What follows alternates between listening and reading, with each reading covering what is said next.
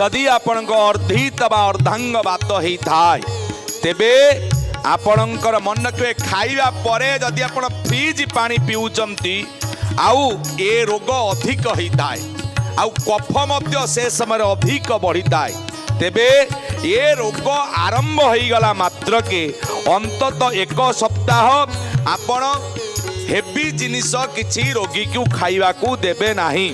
मन रखिए दिन को 3 थर महुरे पानी मिसेकिनी गरम करिकिनी रोगी की पीवा को देबे। द्वितीय रोगी को सर्वदा अंधार घरे रखिबे। आलुओ पवन रोगी प्रति अनिष्टकार कहिता है।